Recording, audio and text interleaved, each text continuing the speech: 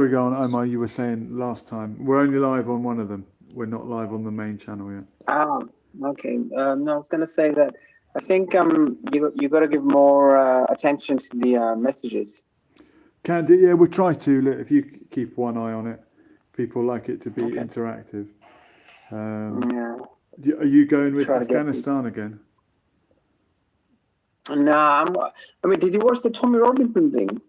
Hell, my racist. Look, no, but I want to do a little bit on drugs because Trump has mentioned antidepressants. But we can we'll get a few different. Has he? Yeah.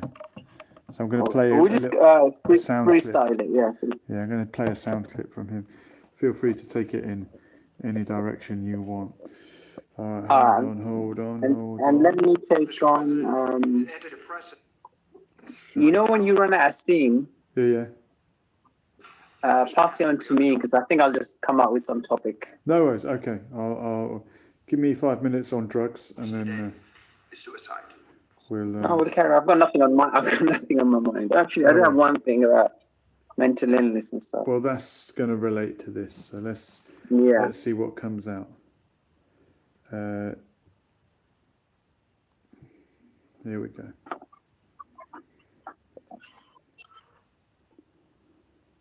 The drugs don't work. They just make it worse. Have a little listen to what Donald Trump said about antidepressants. It was a pretty... Well, they say there's no such thing as a stupid question. Mr. President, antidepressants right now are the most prescribed class of medications in the country. Over 20% of women are on an antidepressant. Is that good in terms of do they work? There's highly problematic research on the fact that over 20% of U.S. women are on these drugs that are prescribed for life. We have a mental health crisis, and Do they work? No. They don't. Maybe I'm on a couple of them. And I would not they don't. I would not I think I'd be next, but no, it is definitely an issue for women. for young adults. He's so matter of fact, isn't he? Do they work? Is that good? Does a drug work if you have to take it all the time? Isn't that the whole point, some would say, of the big pharma industry? That you are on the drug for life. You become a customer. 20% of American women, I don't know why they've picked up the American statistic. Well, I've picked up the American statistic. Why they're focusing on women rather than men, I don't know. Are we suggesting that more women than men are on drugs for depression in the USA? If that's the case, why would that be? And to be fair to Trump, he perhaps thinks in a different way from most of us. And rather than noticing that this gentleman is bringing up, a negative statistic, something that's meant to illustrate the point that it's quite a bad situation, he just says, and does it work? Are they any good? For God's sake. I don't know if you got any thoughts on the matter, Omar, but surely the fact that 20% of women are on, or if anyone is on antidepressant drugs, there's a problem that is not being addressed. Medication is not the way to deal with depression, or is it? Am I wrong? You're ill, have a pill. Here you go, problem solved. Although not, because you're having to take the medication for life. Lessons for life. If you were to take out the paracetamol and look at the instructions that they give, they state that 1 in 10,000 people are most likely going to die from taking the paracetamol. Is it that much for risk? Certainly is. So next time you're going to take one, I'm sure you're going to open it up and take a look. Well, I'm not going at the paracetamol. I definitely won't take 10,000, but you're saying the fatality risk of a paracetamol is 1 in 10,000. You may remember the time of when the ministers from the House of Commons, perhaps even Lords, would stand in front of a podium and tell us what to do in Corona times. And Well, anytime there you was say a minister, I think you're talking about Farrakhan, but you're talking about the members of parliament. Well, it's funny you should mention Farrakhan, because when Mr. Louis Farrakhan stated that we will not take the injections, we will stay away from them, I thought he was a damn fool. We'll And leave I it, ended we'll up leave it at that, taking- Omar. I still don't know what the algorithm thinks about Yeah, that. sure. But I don't think the algorithm thinks much about what I'm going to say here. Is instead of him being the fool, it was me. I was the fool who took the injections. And back to what I was saying. Yeah, back you to may remember antidepressants before I get depressed. Go on. before, the MPs would stand in front of a podium, perhaps 3 of them, and they would state that, especially in particular, they would tell us what time to go out and how great everything was, and we should take what needs to be taken. But a person lost his life taking what they needed to in the cohort that they had. And I remember the sister saying, well, he was just somebody who was terribly unlucky. We should all take what we need to take. Now that minister, that MP. On this channel, we can't give any medical advice. But carry on. Of course. Carry No, on. this is just we're not giving that anyone I'm any stating. medical advice. But carry on. Yeah, that goes without saying. Especially, I wouldn't take advice from myself if I was somebody else. But he said, you shouldn't worry, because this is what is happening when somebody takes the paracetamol. 1 in 10,000 read it, that there's a risk of death. When you put it in numbers, look, recently my little son had to have a general anaesthetic for just a little minor incision to stitch up a cut on his foot, but he had to go under a general anaesthetic, and they always give you the decision, as parents, this is what it'll be, and the risks are such and such, and they tell you that same number that you've just mentioned there, 1 in 10,000, and 1 in 10,000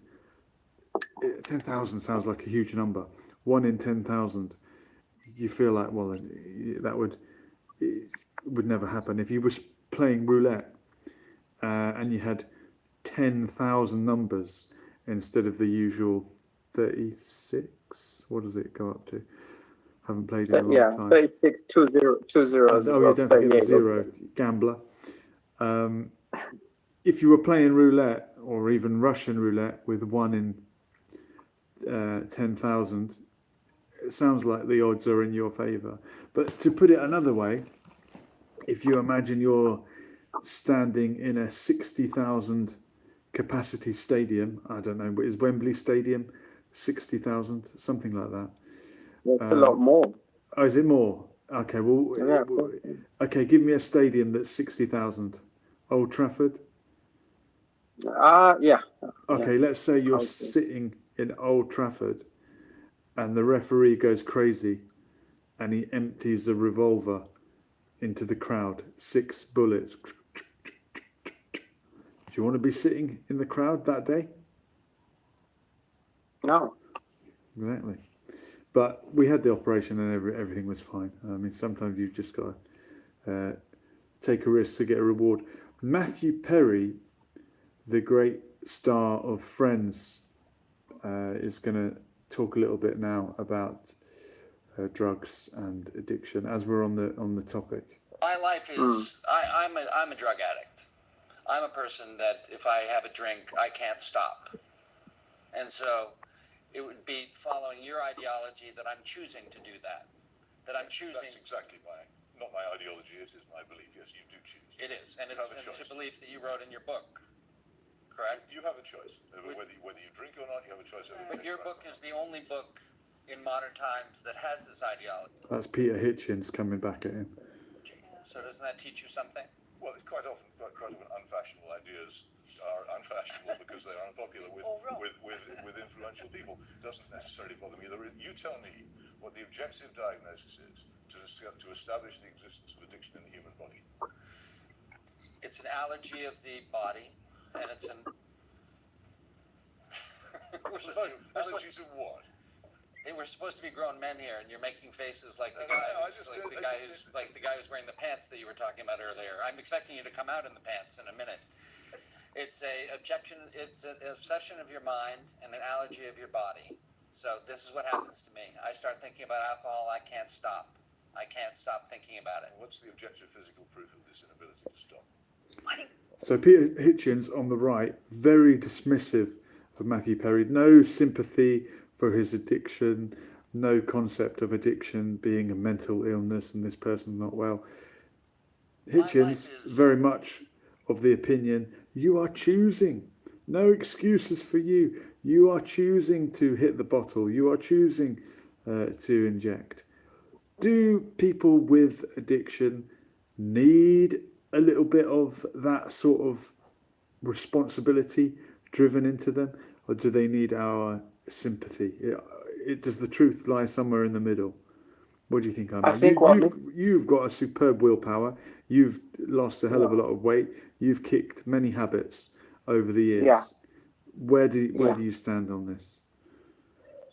Well, a couple of days ago, I sat watching the new series of Malcolm in the Middle, and before the first episode had finished, I had eaten 4 packets of biscuits. What, without mentioning the brand name, just describe the biscuit. Well, one had custard in the middle. That was my main favorite, and just carrot. And it just went on and on. Was it and quite creamy? It certainly was. But 4 packets within half an hour is a ridiculous thing to do. And it was like a godsend. And you had somebody on the show saying it was God who intervened and who paused the show for me not to say what I was going to say. But I got a message from one of our mutual friends who said they wish to go on a sugar-free diet tomorrow. And I thought, now you're talking. And I thought, okay, let's do it. So I've been on a sugar-free diet. Some people have an addictive personality.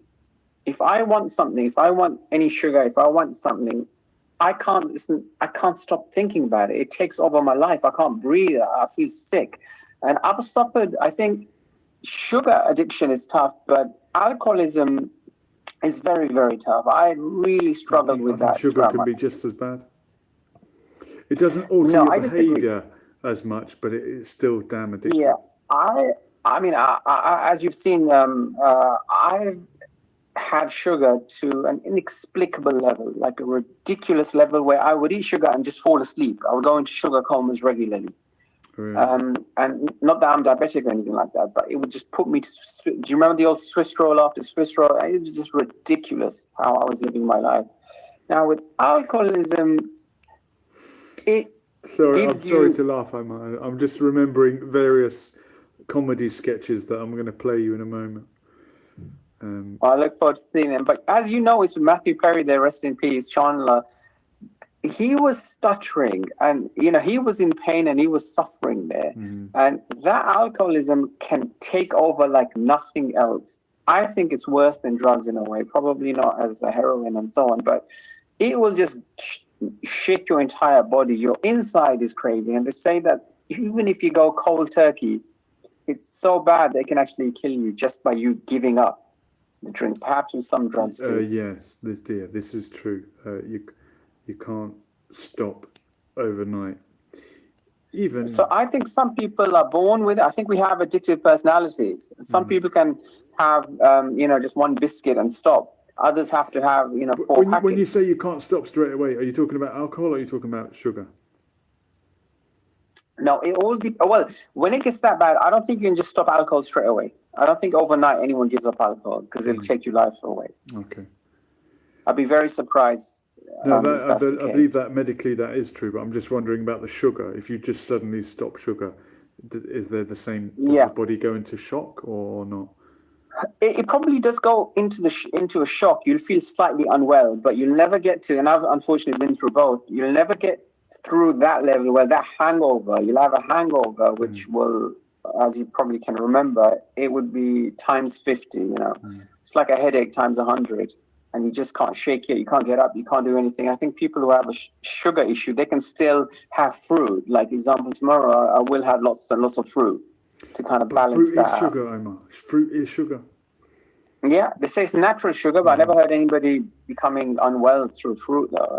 It's kind of, it's a good thing to have, isn't it? I know, but sometimes I wonder, do people not realise that they're having sugar and they think, oh, I'm being healthy, I had a banana. But, you know, it's still sugar content. My coach used to say you can have the banana after the workout. In that post-workout window, it's good to have the sugar with the protein, as it helps your body to process the protein. As you brought up sugar, I'm sure you will be familiar with this famous phone call to Ian Lee. You probably guessed it already, but let's have a listen.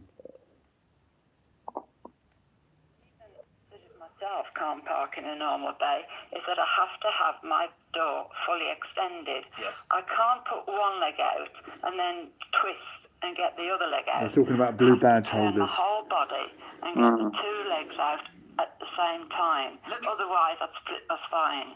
Pat, let me bring Barry from Watford in. Barry, when you hear a story like Pat, who could end up splitting her spine, Yes. it's a good argument, isn't it, for the blue badge? Well, it is, but you know, I mean, I know people have medical problems, but where we live, there's an independent supermarket with a parking bay for blue holders. Blue badge holders? Blue badge. But my Holders. wife, they do a certain biscuit there that you can't get it anywhere else. It's like a Viscount biscuit with a minty interior that my wife likes. No brand names, please. Oh, sorry, it's Yeah. a minty biscuit. Yeah. A minty biscuit, and it's got two halves chocolate on the top and Okay, we've on, got on the bottom. we've got the biscuit, Barry. It's Yeah. wrapped in silver foil. Okay, we've got It's the biscuit. Right, Yeah. so she's very fond of them, Yes. and it's got a sort of soft Okay. centre in the middle. It's a minty biscuit. Yeah, we got A that, Barry. minty biscuit. Yeah, minty and biscuit, and it's the only place you can get this minty biscuit. Yeah. So sometimes, in order to get it, it's got quite crunchy. It's a crunchy. It's biscuit. a crunchy minty biscuit. We've got the biscuit, Barry. Yes, it's a crunchy minty Okay, biscuit. Chocolate. we've got the biscuit, Barry. So Chocolate. tell us the story. Sorry.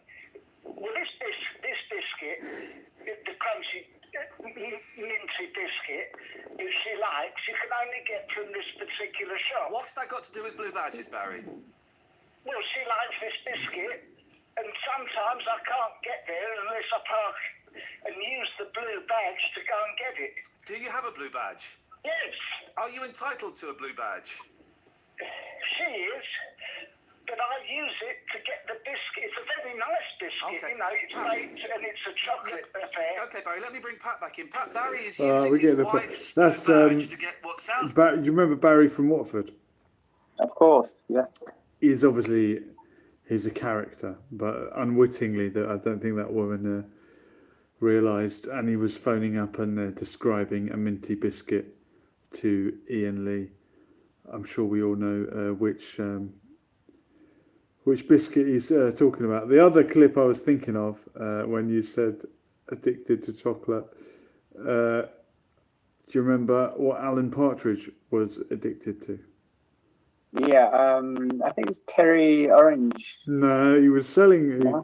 He was giving away Terry's chocolate orange, but when he goes on to discuss addiction with some woman that's written a book about addiction, and they say you were. Maybe we'll have a listen. Here we go. Home is Well, a feeling that grows over time. Get rid of It's that where a bit. taste We'll hear Alan Partridge's addiction to a particular type of chocolate.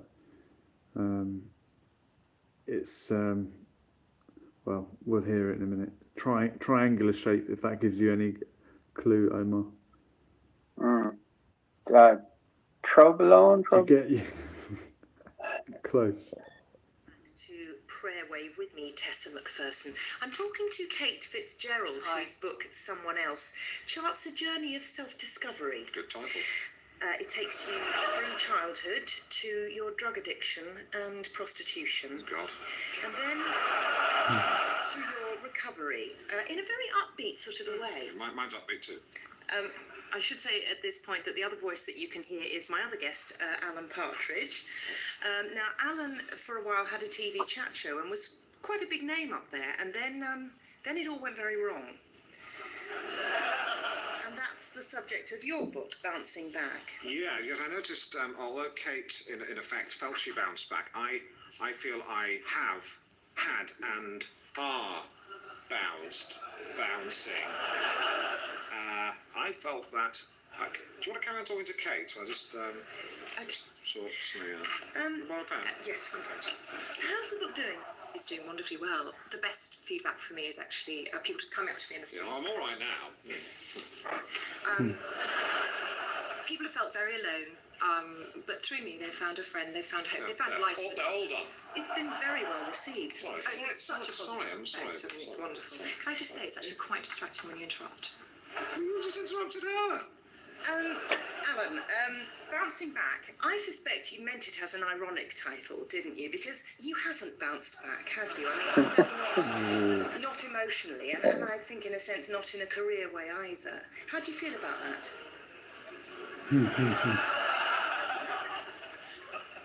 What? I think what Tess is saying is that you haven't bounced back. I mean, I haven't read your book, I've just skimmed it. Well, I have. I'm doing Norfolk Nights, and I've got a show called School. Why are you shaking your head? Are you trying to put me off? So you can play at that game. I know you've had problems in the past. Time's just coming up to 11:30. Oh, sorry, it's your show. So, yes, so bad. Bouncing Back, you fell quite spectacularly. Yeah, all right. Do slow down for car crashes. I suppose the point I'm trying to make really is that, I've been looking for the positives in your book, and it is a book that's full of joy, but it's chiefly joy at other people's misfortunes. I noticed a lot of bitterness. Actually, I noticed you end almost every anecdote with the phrase, needless to say, I had the last laugh. Yeah, well, you could end some of your chapters with needles to say. I took drugs. I love that line. Needles to say I took drugs. I don't know. Is it something you can make fun of? I think making fun of everything, it's a great thing overall. Obviously, I mean, even now, if you go to a funeral, you'll hear people laughing and making jokes and making fun. I was going to mention earlier that you mentioned Ian Lee. Yeah. Now, he went from that show to the show, which is absolutely horrendous on YouTube. He seems like he's attacking his callers unnecessarily. It's not the ironic kind of laughter anymore. It's just horrific. Is he a very bitter man? What's up with Ian? Well, I think drugs. Going back to drugs, he went on, and then an addict, and then he left all that other stuff, and he went on into this deep depression pills. What they called, Prozac, I think. Okay, there you go. And is that another drug for life? Yeah, it'll be impossible to really. It's very tough to get off. I had my own medical issue, and I remember the doctor in the hospital telling me, "Okay, everything is fine, but if you feel unwell, I can prescribe these pills for you, and they'll help you. They're painkillers." And I said, "Well, I don't have pain." He goes, "Yeah, but if you want them, you can have them. They'll make you feel good." And I said, "What are the side effects?" He said, "Well, you'll get hooked on them." And I said, he openly told me, and I said, "Well, I'm hooked on enough things. I'd rather not have them." Also, you mentioned earlier on, we spoke about Matthew Perry and so on. It's interesting, and you stated what Trump had said. It's interesting that we have Mike Tyson and Snoop Dogg and even Bob Marley to that extent who believe the power of weed. Yeah, for them, it's normalized. That's true. And one of the greatest singers just before our time was Bob Marley, especially the song No Woman, No Cry. They said that it was so uplifting that the police were scared it's going to start riots in Jamaica, and they held that concert in the morning rather than the evening, which is something new also. He had cancer, and they said that we need to amputate your small toe. And if you are going to get cancer, that's the best place to get it. Let's just accept that. He didn't. He went through his spirituality, and he said that, I know I'm going to smoke it away. The power is weed and all this, which is completely nonsense. And today, we know this is untrue, but yet still we allow people, especially in the black community, to promote this as a normal. It's a normal thing. It's like having breakfast. It's like nothing for many of us. Well, there might be benefit in weed, but it's not going to cure everything. And to completely turn your back on mainstream medicine for a herb is probably not a good idea. But to completely ignore the benefits of herbal remedies and other, you were talking about Chinese medicine the other night. Was that with you? Did we mention Chinese medicine? No, I don't think Must have been it was. to someone else. But yeah, like if you've got a holistic approach and you don't exclude that which works, then you'll be all right. But if you need to lose your little toe and you refuse, it's going to cost you very sadly. But is that because Bob Marley and his philosophy very much, and you can understand why, being suspicious of mainstream culture, Western culture? What is it that made him think I'm better off with herbs than? Well, it comes. Well, I'm sure there was black doctors in Jamaica. If it was a kind of like Western thing, you still had African or Jamaican, Caribbean doctors there.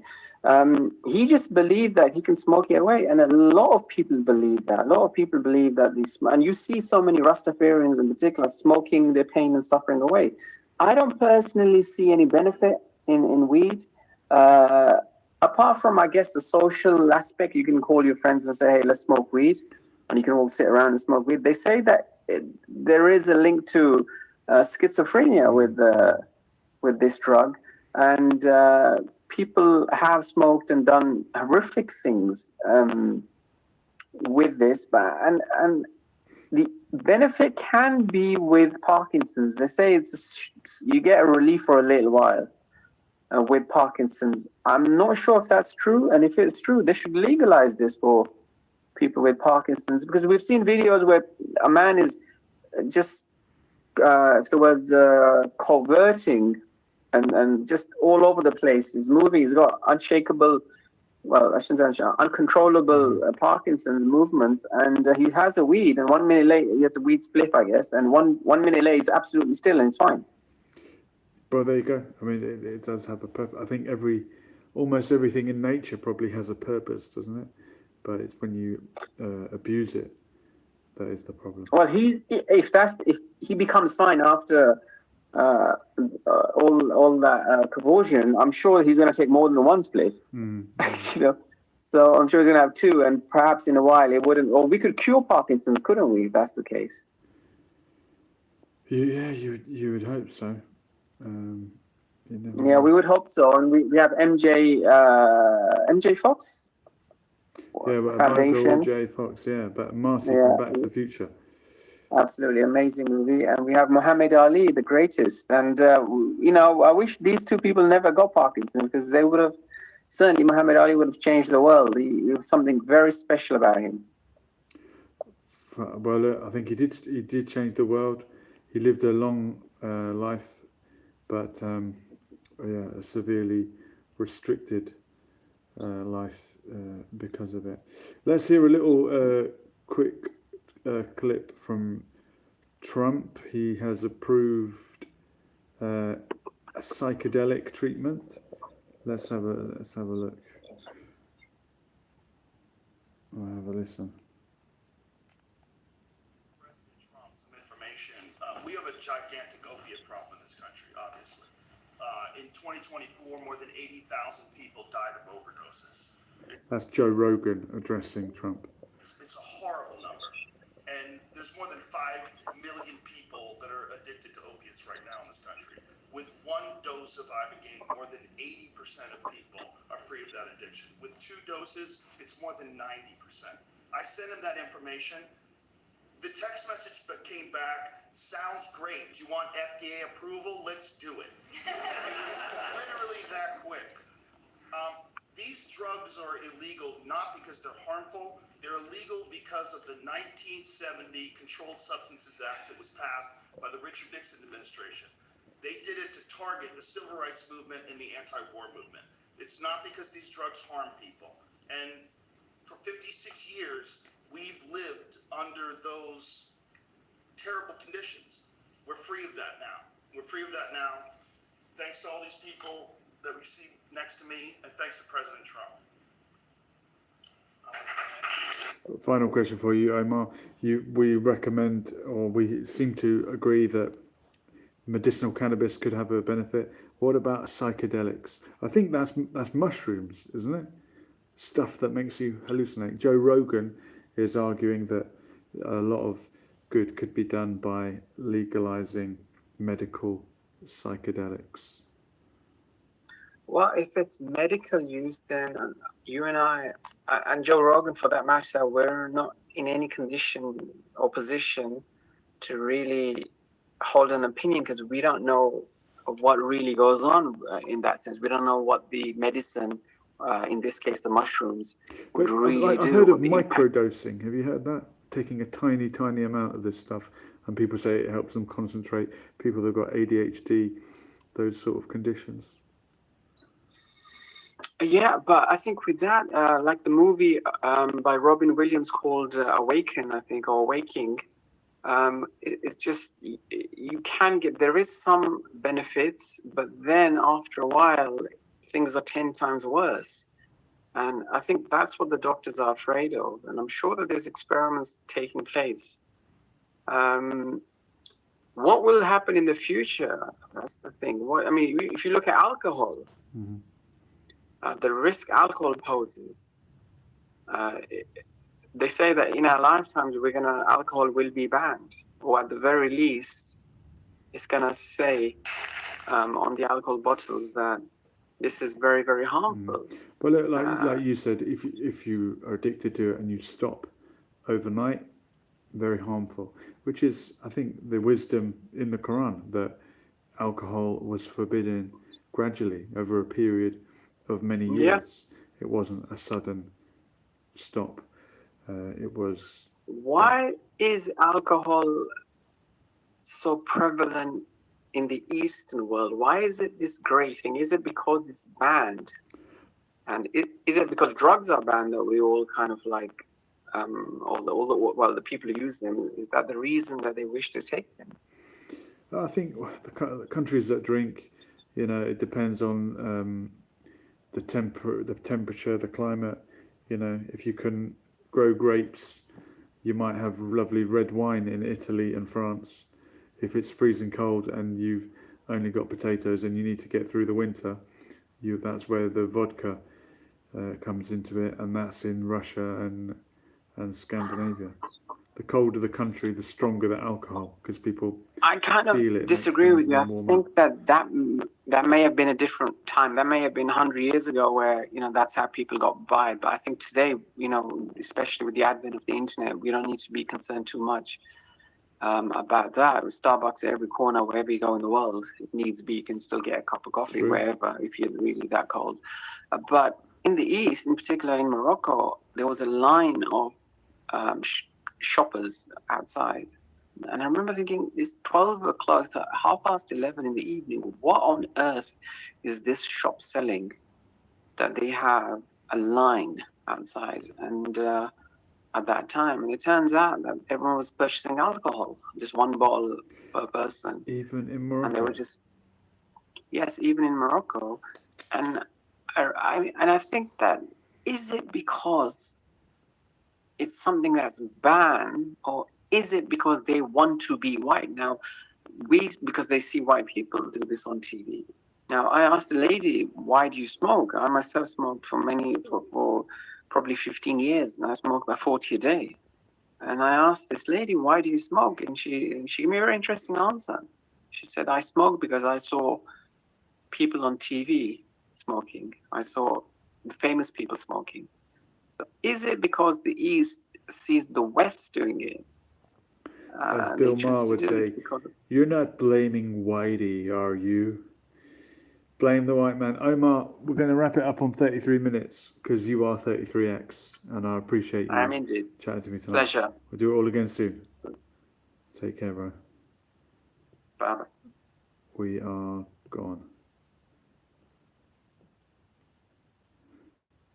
That's a wrap. Omar, you're free to go.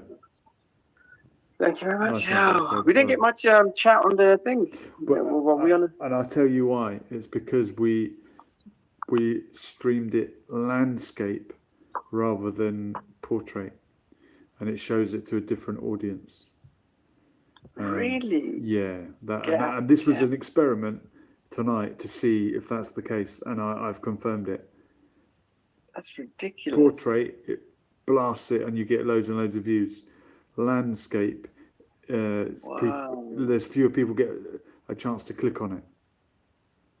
That's unbelievable, isn't My it? theory Who would have thought was that? correct. But that's all right. We went out on Dardasha in portrait, and there was quite a few people tuning in. So it was They're all Arabics, though, isn't it? I'm usually anti that. They can still hear you, but that's all right. Oh, okay. Hello, Arabic people. I hope you're well. Yeah, and we're clear there as well. Yeah, all right. Yeah, well done. It's all good. It's a good experience. Yeah, it was a tough one. Your main audience is America, I'm guessing. Seems to be probably to do with the time that we come on. But,